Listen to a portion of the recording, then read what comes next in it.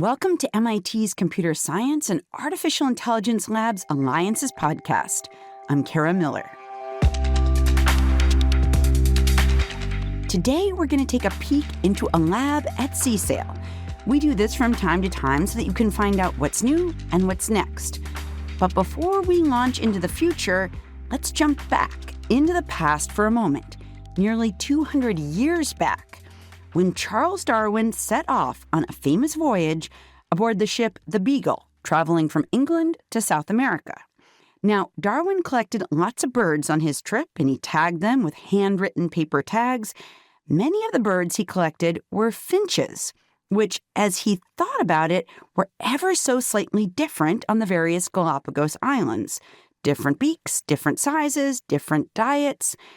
Darwin pondered these variations for decades, and they helped him come up with the theory of evolution.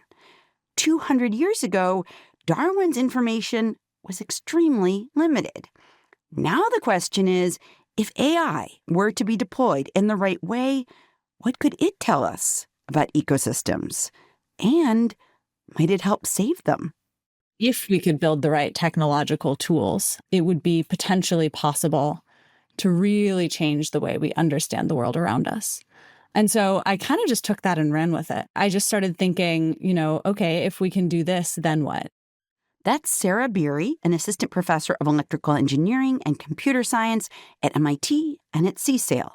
She's the co-lead of a global center on AI and biodiversity change. Of course, there's lots of hope that AI can do big things for us across the economy, make healthcare more efficient, create safer roads. But what could AI do for nature?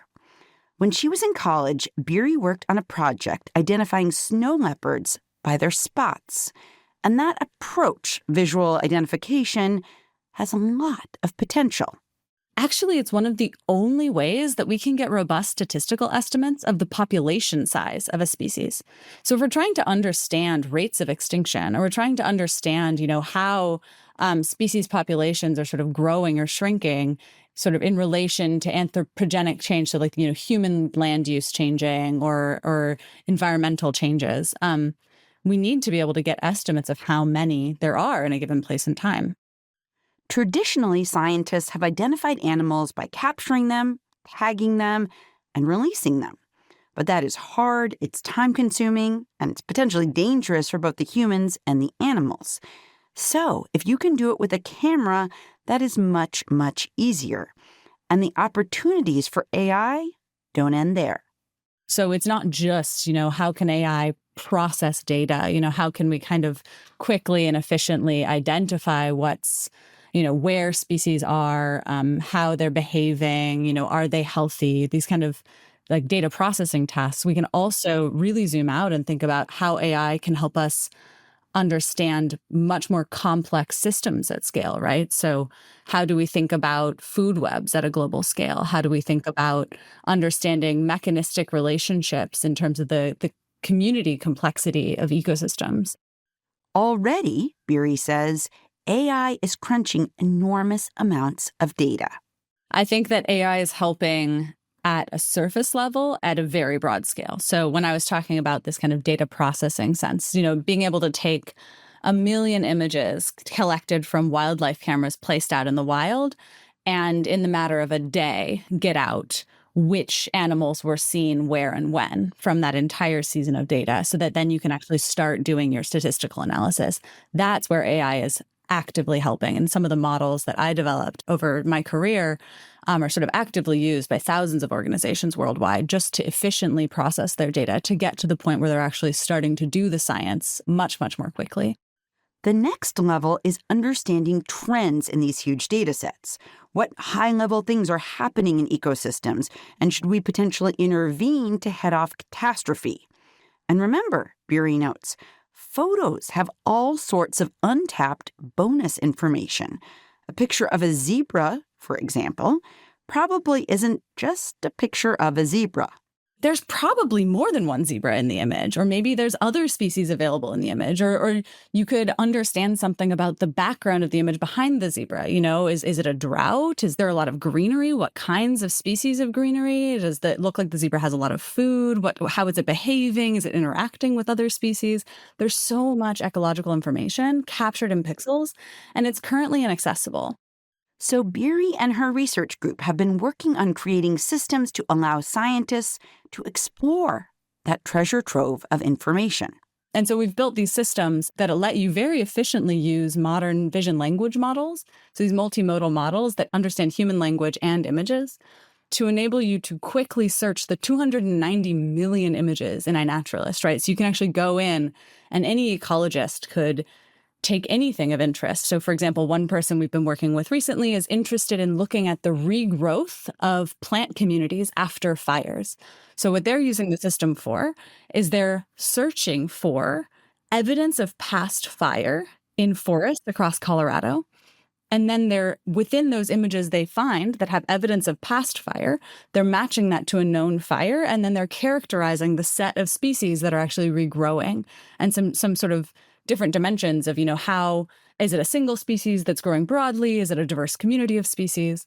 And then they're using that as this efficient mechanism to do something they weren't able to do before at scale, which is sort of across many different fires and many different sort of environmental conditions, look at how forests regenerate.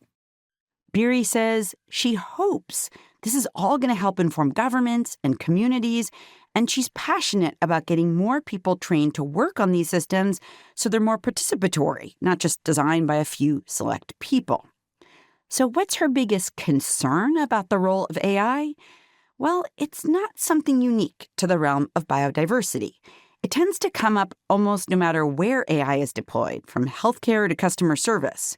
And it's this: AI doesn't have a value system like you and I do. Its values come from us. And we, broadly speaking, are rarely unified in how we think about the world. There's often a lot of layers of complexity in terms of what we might prioritize protecting. So in Kruger National Park in South Africa, there's kind of this complicated back and forth between the elephant conservationists and the tree conservationists, the sort of forest ecologists. And at its root, the elephant population in Kruger is growing, right? And it's been growing for a long time. It's actually the only place on Earth where the elephant population is not in decline. Okay. As a result, elephants are ecosystem engineers. So the elephants are actively knocking down the forest in that area, right?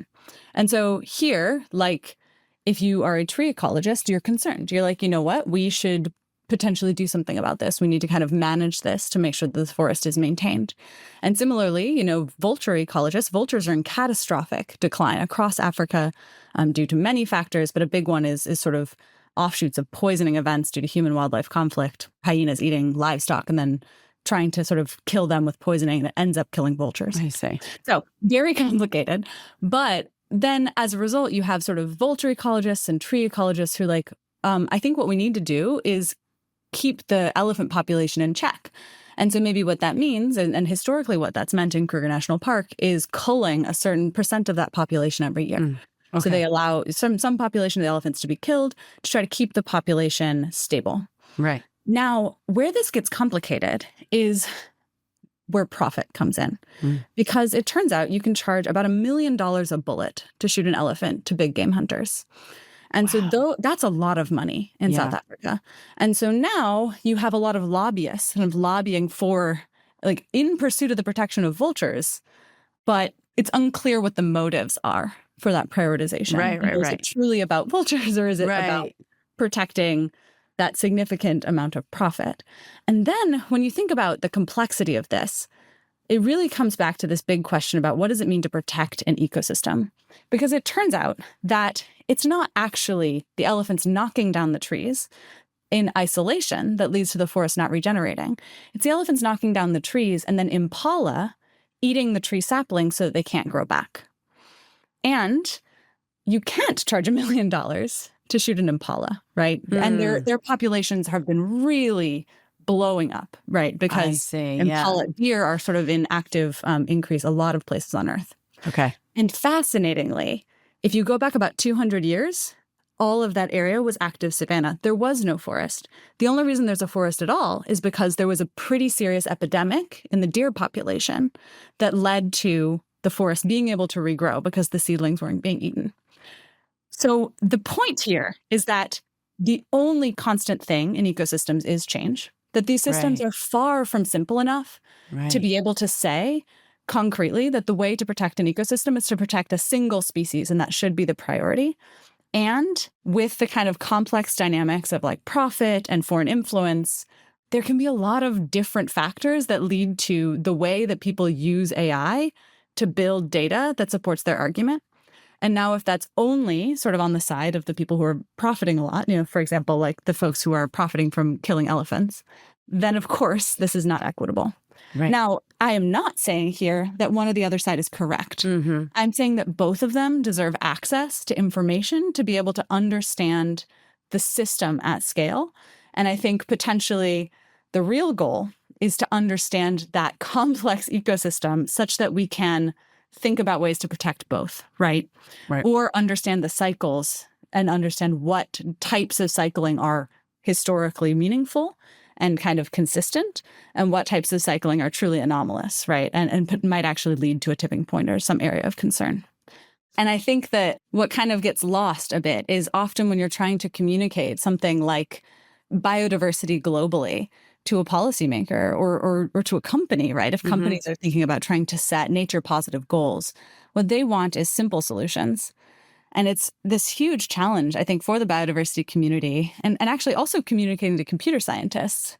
Like, we have to find common language and we have to sort of understand some of these dimensions of complexity, but also where you want to dive into the complexity and where it's okay to kind of make assumptions or pull back or pull out to these abstractions so that we can actually make decisions. Because otherwise, we're stuck in this kind of like frozen space where we can't take action because we're not sure what the right action is.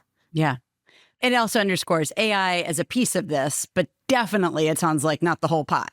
No, it's not the whole pie, but I think it's the only way that we're going to move forward because currently it is so expensive to collect data and then to transfer that data into actionable information that we're only able to do this in incredibly spatially limited senses, right? Or like, only certain national parks, only sort of specific, like targeted, research areas, things like the Harvard Forest or the National Ecological Observatory Network. As long as the cost of understanding it stays high, we are just never going to get to the point that we need to be at to be able to actually make concrete and optimal actions. So I think the only way we're going to get there is just using AI to kind of make the entire system much more efficient and hopefully much less expensive so that we can really scale up, right? So that we can understand these complex relationships and sort of where the trends are changing and shifting. Sara Beery is an assistant professor of electrical engineering and computer science at MIT and at CSAIL. Sara's a co-lead of a global center on AI and biodiversity change. Sara, thank you so much. This is great. Thank you. I had a really nice time. And if you want to learn more about Sara's work and hear other episodes of our show, head to csail.mit.edu/podcast. There, we will also have links to upcoming online courses from CSAIL and more info about how you or your organization can connect with the research and talent coming out of CSAIL. That's csail.mit.edu/podcast. I'm Kara Miller. The podcast is produced by Matt Purdy with help from Andrew Zukowski and Audrey Woods. Join us again next time and stay ahead of the curve.